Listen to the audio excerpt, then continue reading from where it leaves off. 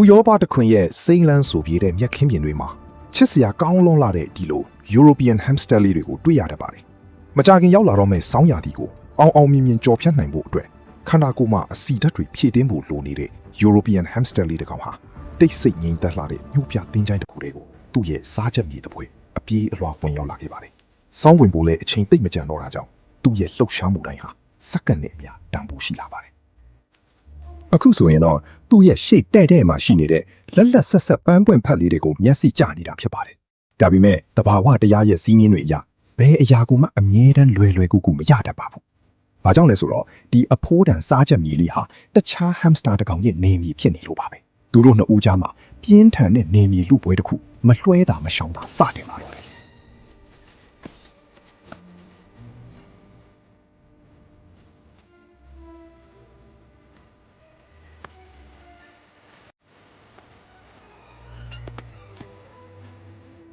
နောက်ဆုံးမှာတော့နေမြေချဲ့ဖို့စ조사ခဲ့တဲ့ hamster လေးဟာ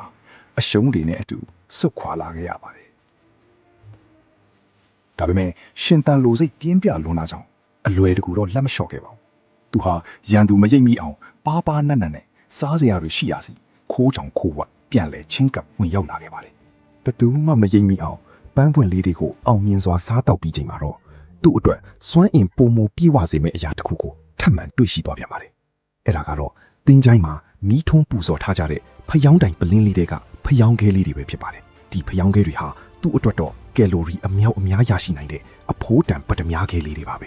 ။ခန္ဓာကိုယ်အလေးချိန်ရဲ့၄ပုံတစ်ပုံအထိအစားအစာတွေကိုအလွယ်တကူတိုးလှောင်ထားနိုင်တဲ့ဘားဆောင်အိတ်ကိုတဘာဝအလျောက်ပိုင်ဆိုင်ထားပြီးသား hamster လေးဟာသူ့ရဲ့ရိတ်ခါဖျောင်းခဲတွေကိုဘားဆောင်နဲ့အတင်းအကျပ်ထိုးထည့်ရင်လောဘတကြီးစုဆောင်းပါတော့တယ်။ဒါပေမဲ့အလွန်အကျွံစုဆောင်းမိတဲ့အခါမှာတော့ရဲစရာအလွဲလေးတစ်ခုမျက်ဝါးထင်မြင်လိုက်ရပါတယ်။တိုးလောင်ထားတဲ့ဖျောင်းကလေးတွေကြောင့်သူ့ရဲ့ပါးဆောင်ကြီးဟာဖောင်းကားသွားပြီးသူကိုယ်တိုင်တိုးဝင်ခဲ့တဲ့ပလင်းဝကျင်းလေးတွေကနေခေါင်းပြန်ထုံမရပဲပိတ်မိသွားတဲ့အခိုက်အတန့်ပါပဲ။မိမိရဲ့လောဘစိတ်ကြောင့်ဒုက္ခရောက်ပြီးယုံရင်းဆန်ခတ်ဖြစ်နေတဲ့သူ့ရဲ့ပုံစံဟာတကယ်ကိုကရုဏာတက်စရာကောင်းတယ်လို့ချစ်စရာလည်းကောင်းလွန်လာပါတယ်။နောက်ဆုံးမှာတော့ပလင်းဝတွေကနေအသေးအတန်ပြန်လဲရုံထွက်နိုင်ခဲ့ပြီးသူ့ရဲ့အစာရှာပွေခြင်းလုပ်ငန်းစဉ်ကိုအောင်မြင်စွာအဆုံးသတ်နိုင်ခဲ့ပါတယ်။ဒါဟာရှင်တန်းချင်းကိုမလျှော့တော့စိတ်တန်အားမှန်အပြည့်နဲ့အတူတိုက်ပွဲဝင်ခဲ့တဲ့ hamster လေးရဲ့အမှုပညာတစ်ခုပဲဖြစ်ပါတယ်။ကြည့်ရှုအားပေးတဲ့အတွက်အထူးကျေးဇူးတင်ပါတယ်။ကြိုက်နေတဲ့တဲ့ဆိုရင် like and subscribe လေးလုပ်ပေးကြပါအောင်ခင်ဗျာ။